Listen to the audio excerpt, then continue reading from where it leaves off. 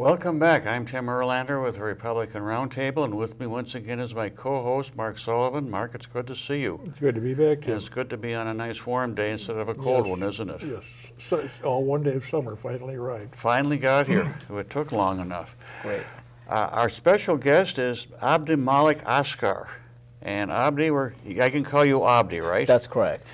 Okay, we're going to start out having you talk just exactly where you came from. You are a candidate for the legislature in 60B, is that correct? That's correct. Okay, I'm sure everybody watching this is going to want to know something about you and how you got to this country. And I think a lot of us find this kind of inspiring. So, first of all, you are Somali in origin, and you were born there, correct? That's correct. And if I got things right, you came here about age 17. Oh, no. Little? Almost 18 years, yeah. Almost close to 18 18 years? That's right. Okay, you've been in the country 18 years. That's right. Okay, I misunderstood that. Yeah, What I'd like to do, first of all, is I'd like to have you tell us how you got to this country, what you went through. I think people will want to know that. well, thank you so much, Mark. I appreciate that. And thank you, Tim, and thank you, Mark. I appreciate that. And thank you for hosting me, for inviting me for Roundtable in Bloomington, because I do have a history in Bloomington. I started ESL classes at Normandale Community College. Okay, so And you're I graduated, familiar with the area. And I graduated, absolutely. When the Somalia War broke up in 1991, our family goes to different directions. Luckily, my dad and a group of us, we crossed the border to Kenya and live in the Kenya almost like 2 years. And then we get opportunity to move to get a resettlement in San Diego, California, because it was the weather similar where we come from, which is Mogadishu. Beautiful beach, beautiful weather, and then they put us in 44 families in San Diego. But we didn't stay that long. We looked for more opportunity, and we said we need to work. We got a job $4 a quarter. And we spent it traveling buses to get buses to learn English. It took us 7 hours. So we said it doesn't work. So we found it two Somali Kenyan live in Marshall, Minnesota. And they said, you guys Marshall, Minnesota. And they said, you guys can come here and get a work $6.35 for a turkey factory. A what factory? Turkey. Headland Turkey. factory. Okay. They call it Headland factory. And then you can work that 7 hours to overtime. So our goal was to come to Marshall, Minnesota, work that overtime, buy a car, and go back to San Diego, beautiful beach. But in 20 years, we didn't go back. Then we stayed for a couple of months in Marshall, Minnesota. Quite a shock coming to Minnesota with the weather, wintertime at least. Absolutely. Yeah, they told us, they said, you guys can get a $6.35 and overtime, but the challenge will be snow. And we never saw snow for that. And said, let's explore that. And we would all like to hear your reaction to snow after this last winter. That is correct. We caught in a Greyhound bus to all the way down to Marshall, Minnesota. And the first snow we met was in Colorado. So we were excited that day in 1993. So we started work in Headland Factory, and then we said, let's look for more opportunity, for more better work. We ended up in Windom, Minnesota. Wyndham? Windom. Okay. And we work at Toro Company. It's better than turkey factory to a lamboy factory. I would say so, yes. And then we work a couple months, and then we get laid off, because every year they lay off 2 months. And then we ended up in Minneapolis.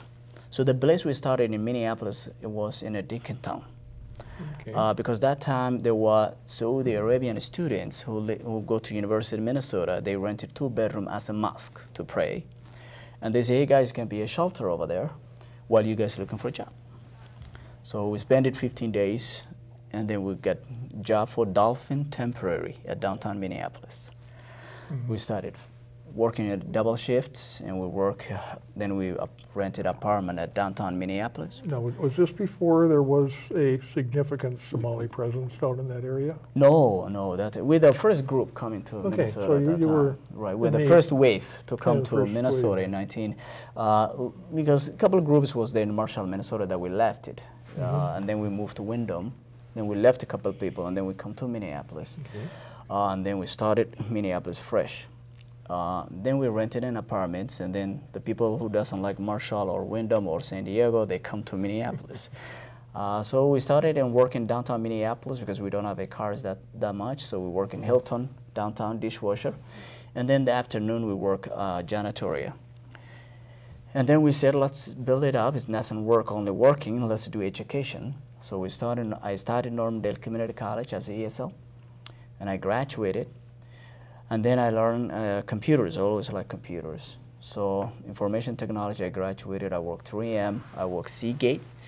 And then I hate computers. I said, 7 years is enough. I want to work computers. I work with people. So my project management, I took a master of project management. And then I worked in Minnesota State College University for almost 3 years, going all the Normandale Community College, Inver Grove Heights, all metro area. Okay. So I became a director of 11 colleges and 1 university for what they call Project Metro Alliance Project. While I'm doing that, I'm also raising 4 children. I married young, and my son is graduate June 3, okay, in Southwest High School. And then raising children, working hard, double shift, going to school.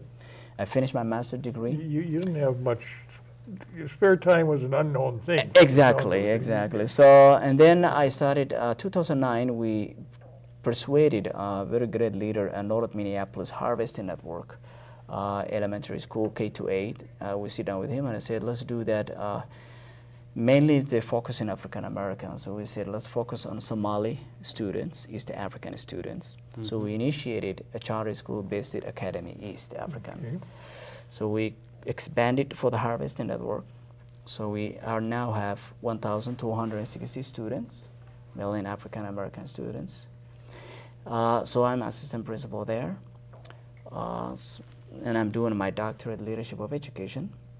Almost finishing all the classwork. And then one day my dissertation is about the politics that I'm doing right now. So I said my son is graduating high school, being role model to the community. In 1998, I established television. Because our communities, they always watch CNN, Fox News, and said, let's have our own television that spoke Somali language. So in 1998, Minneapolis Television Network gave us opportunity to start our own television program. Minneapolis Public Television. Public television. And then it started half an hour, and then community likes in District 60B. And then we move on to 1 hour, which is watching my dad and my mom. My dad lived 17 years at District 60B. My mom passed away in 2006 while she was living 11 years at District 60B. So the district, then I said, let's do that now, become a role model to the community. Since the Somali students, now some of them, they go back Somalia and suicide. Some of them, they go on sex trafficking. Some of them, they going back to the jails. I said, let's do that and make a role model and to be in a participate in a political and American dream. I started at the bottom of the life in dishwasher, janitorial, and now you're doing your doctorate. Right. So let's do the role model and show them and go to the Capitol. So and then I said, what party you want to go? The politics in America, we know that it's Democrats and Republicans. And then we base it on our values. We go back to the values and which one is very close to our values. Which one we have a similar values. And then very carefully, we saw it in very 99.9, because the survey they did in Eden Prairie to the Somali communities, 99.9 they become Republican. Without telling them what party they are, but they just give him a survey. So the value that we share with the Republican, then I said, let's do a role model to our community and run as a state representative within the Republican Party. And then in our district is very grateful, David Basco was a German at that Republican Party, welcome us, and the CD5, Nancy, welcome us, and also the vice chair, both of them was Bob Olson, very great man. And then Bob Schwanson was trying to run, but after I come up and we go to the endorsement, he stepped down and said, Abdi, I'll give you that opportunity for this year. Oh, that's nice. So our district, then I get the endorsement as a Republican Party.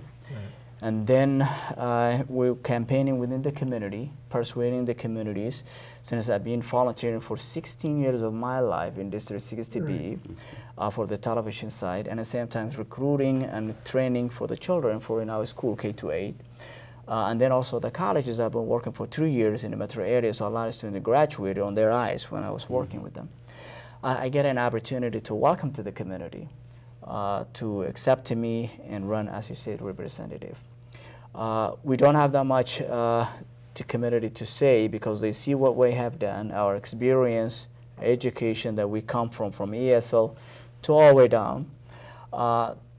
That is what now we're waiting for the primary, and after primary we'll go to the November.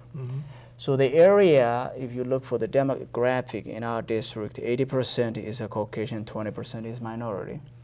And mostly is a student from the University of Minnesota, Augsburg College, and St. Kate. And then at the same time, we have a lot of immigrants. And that is why some of them was taking advantage for the 20 years on the seat. What we are doing for janitorial and dishwasher, we're building up. So we respect highly for Phyllis Khan, but we're saying that we need this time to show the America in a role model and American dream. I So think that you've is how done we it. get This here. this is just a marvelous story. I'm sure I'm not the only really. person thinking that right now. Thank you so much, Just Tim. marvelous. From just being born in Somalia to everything you've done for the Somali community. Right. And It's a classic American story. And Oh, up to absolutely. working on a doctorate right now. Right, right. I'm doing my Most dad's. people I know would have trouble making it to the doctorate part of it without all the additional Oh, absolutely. That's how hard it handicaps and works. duties and other. Absolutely, working other 2 things along the jobs way. and Very, supporting very families and children and Very, we very do all those impressed. things. And you've got 5 children now. Yes, I do have 5 children. My son graduated and 2 daughters in high school, and the youngest one is 3rd grade and then middle school. So they're growing. Well, yeah, they usually do. Yeah, absolutely. And my dad lives in Cedar Riverside. Yeah. Okay. Now, what I got to do is Yeah. do my business here and get Sure. you to talk about the issues, what you think are the most important issues facing Minnesota and your community. Absolutely, that's a good question. What are the major issues that you see? We're going to basically do 3 things. Number one is we're seeing in our district in the family values. Yeah. We're seeing the family values, our cultures, where we're coming from when we grow up. But now we ended up in Minnesota and sharing our culture to the community that we are neighboring. But we're seeing some of the parties are going too far. Man can marry man, woman can marry woman. So we want to stick with our religion. And we would like to respect other religions that we live. We would like to respect everyone, man and woman. But at the same time, we will not run away from the religion. We would like to keep the community safe and peace. So we would like to support our family values, the number one. The second is the education. Without going to the ESL and learn in one day, close the door. After 3 months, I learned shut the door. After 4 months, I learned lock the door. If I didn't learn those 3 words and sit down with the dictionary and learn, I wouldn't come here today in a round table and talking to you. That means it's education. And if without education, we couldn't communicate, and there is a gap between the communities and our neighbors. And we would like everyone to get opportunity to go to schools and a college. And that is number one. In our district and in Minneapolis overall, 50% graduation rate. So the other 50% where they will go to tourism, they will go to the gangs, they will go to the jails. To prevent those is to support the family unity, and the giving the parent is their choice. So the parent have a right to say, I can send in my child the school they can success. Not to saying that your neighbor is this address and you have to send your child, even the school if it's failing. We do not like that. So we would like to promote the school choice and the parenting number one. That is the second. The third is the businesses. We grow up in a business-oriented families. We want everyone to get opportunity to own a business. If you look in our districts, it's mostly diversity district in the state. We would like to see the Chinese and the Middle Eastern and the Latin Americans to open their businesses in University of Minnesota and Augsburg College and St. Kate. And the students can enjoy their foods, their teas.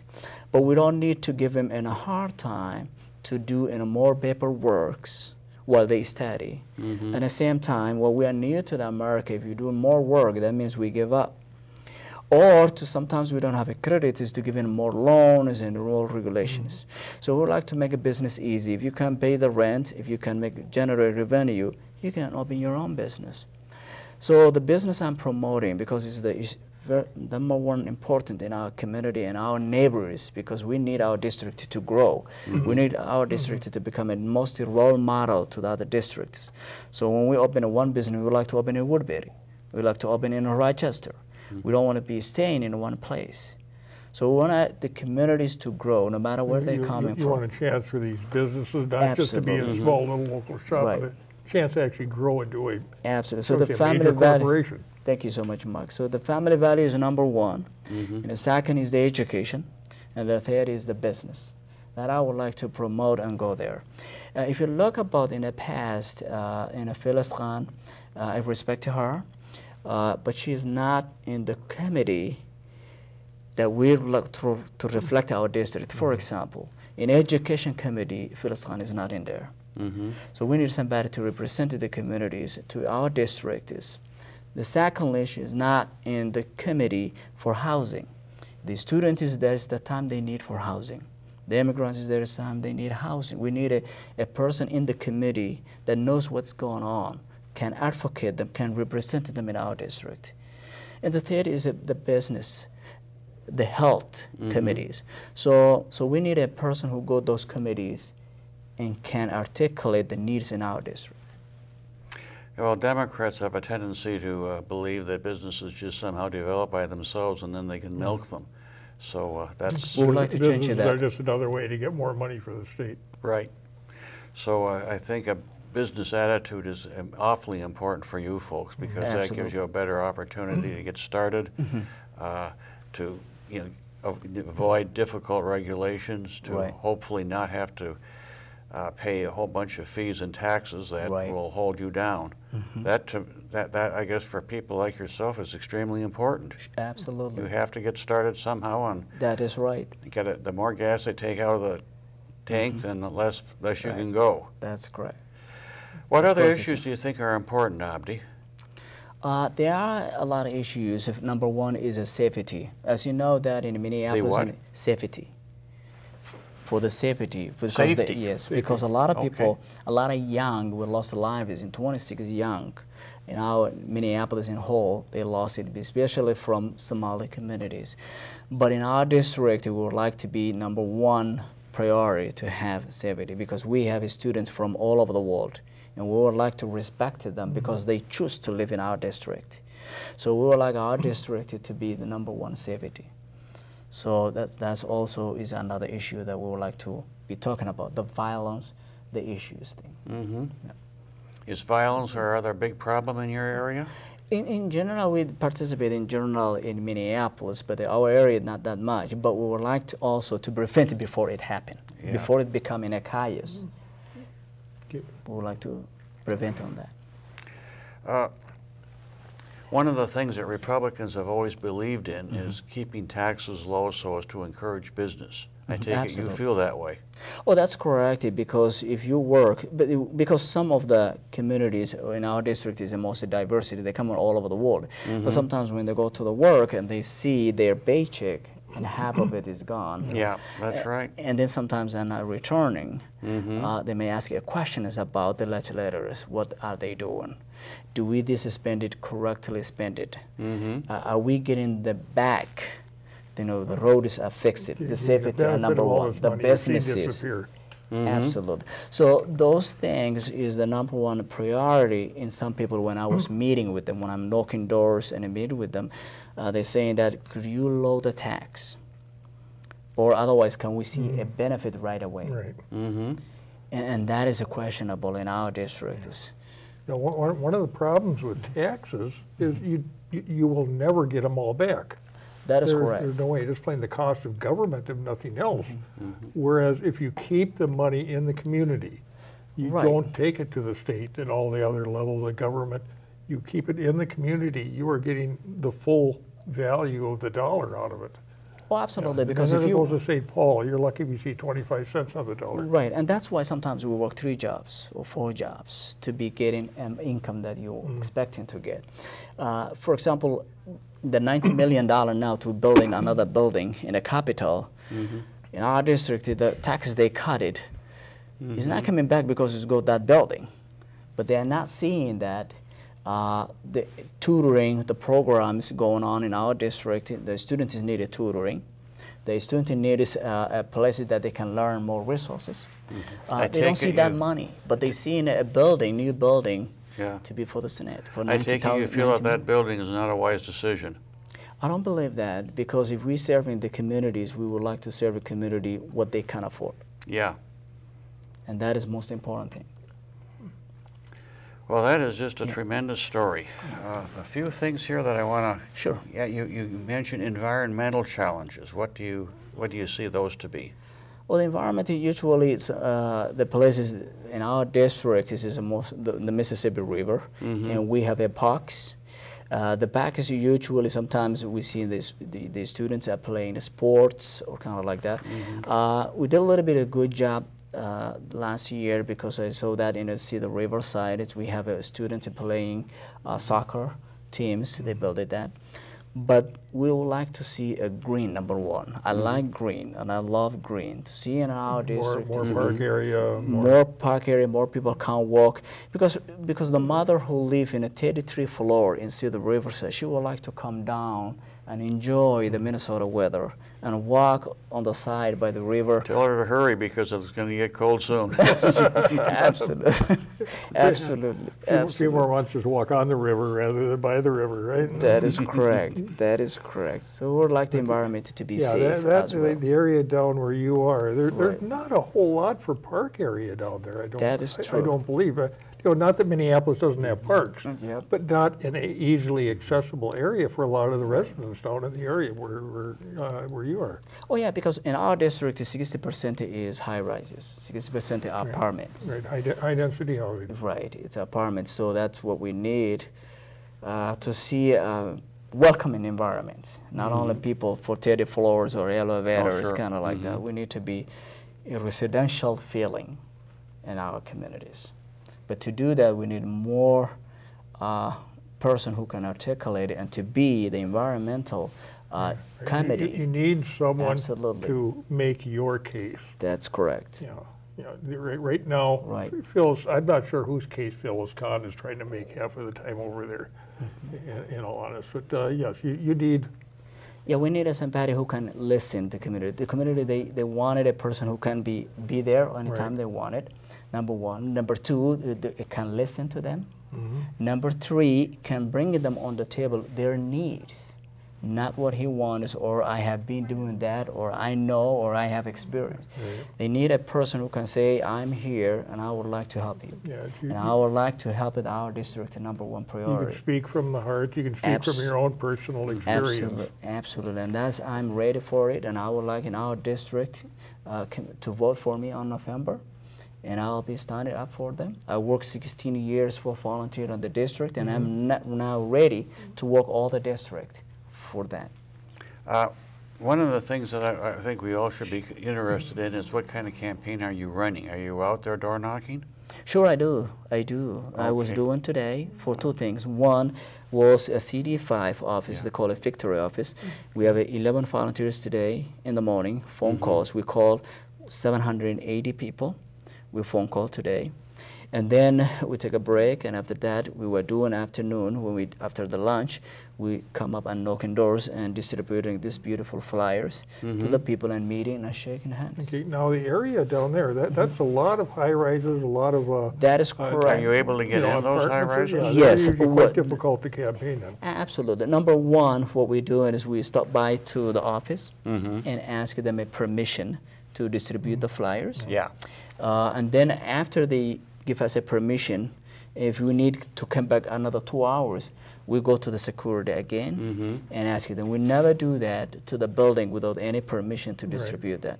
So, and most of them, they collaborated. They welcome us, and they said, no problem, as long as you're not disturbing people, you ask them, you're free, you ask for free. To ask the people what they wanted and their choice, and you ask them. So. When I ran for the legislature, I did not run into that kind of cooperation. For that part, really they welcome to me. Well, that's nice knock to on hear. all the doors, and I That's sit down with the managers, and they are very helpful. Well, that's nice. Absolutely. That is really good. Of course, down in that area, shall we say, the apartment complexes are more the rule rather than like where Tim and I ran, which is mostly residential housing with a few apartment complexes. That is correct. In that case, they were, as Tim said, they were a lot less welcoming. The other challenge we face is two challenges. One is a student are majority over there, and the students are traveling. So summertime they're not staying there. So we knock on doors, their apartments, and they're not there. And then secondly, sometimes we print materials with English, but we have a diversity language in our districts. Okay, so you have to prepare a lot of flyers in different languages. So are you getting help from the 5th District people? 5th CD5? Yeah. Yes, I do. Nancy, she's a very wonderful, yes. And we help them that office in the CD5 with the #1 volunteering calls from the other Victoria offices. Well, that's so nice to hear. We get that award on Twitter. And well, that's just really a wonderful story. Anything, we're getting kind of low on time, anything you really want to mention before we have to quit? Yes, I will say that I wouldn't be able to win for this race if I would not get the support team and Mark and the viewers, the people watching for me. So I will ask them to go to voteforaskar.com and donate. Right. Okay. And I know on the screen we're going to be showing your websites and various ways to get hold of you. Absolutely, because Are you going to be able to debate PhyllisCon? Sure, I definitely do that. Okay, are they scheduled or are they still being negotiated? No, I didn't get a call yet, but anytime I get a call or emails, I'll jump it on and when I'm ready for it. Excellent. I'm sure they'll rise when we get just a little bit closer to the election. Absolutely, I'm ready for it. That's good to hear. Well, this has just been a wonderful talk. I'm happy that you're running. I think this is going to make a difference for us, win or lose, because I think you're going to really be visible out there, and you're going to make a good case for our party. That really is tremendous. Absolutely. We just need to exercise an American dream. That's right, the American dream, and you've lived it. Absolutely. And that, I think, will inspire a lot of people. It inspires me. Absolutely. And I know what I really like to hear is somebody who's actually sat back, looked at where the parties are, and made a decision based on that. Absolutely. There are so many times you hear of groups. Right, we are not go to the party because we're looking for a seat. We're just going to go vote Democrat because the DFL has had a large presence. We go to the party because of our family values, and not going to the party to get a seat. The DFL has owned that whole area for ages, and if you can I think the world is changing. The world now is global, and the world now is ready to be changed. I sure hope it's changed a little bit. I'd love to see PhyllisCon retire. Absolutely. Thank you so much, Tim. I appreciate that. I think we're getting close to the end, so I'm going to have to say thank you so much for watching, and we'll see you next time.